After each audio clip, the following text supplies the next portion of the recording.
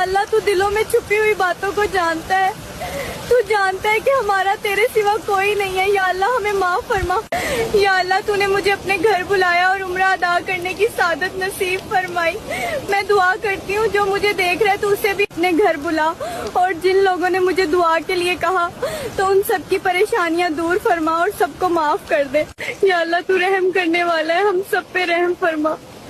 یا اللہ جو بے اولاد ہیں تو ان سب کو نیک اولاد عطا فرما۔ یا اللہ اس بے رحم دنیا میں تیرے سوا ہمارا کوئی سہارا نہیں ہے، تو ہمیں حلال رزق عطا فرما اور کسی کا محتاج نہ کرنا۔ یا اللہ میں تیرے در پہ اپنی خالی جھولی لے کر آئی ہوں، تو میری جھولی کو بھر دے اور میرے بہن بھائیوں کی تکلیفوں کو دور کر دے۔ یا اللہ مجھے مانگنے کا سلیقہ نہیں آتا، لیکن پھر بھی میں تیرے سامنے اپنی جھولی پھیلاتی ہوں، کیونکہ تیرے سوا کوئی معاف کرنے والا نہیں ہے۔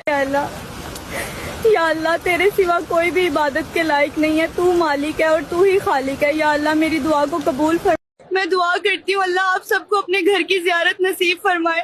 مجھے یہاں پہ بہت سکون مل رہا ہے اور میری آنکھوں سے آنسو نہیں رک رہے۔ اللہ سے میری یہ دعا ہے کہ وہ آپ سب کو اپنے گھر کی زیارت نصیب کرے جیسے مجھے کی۔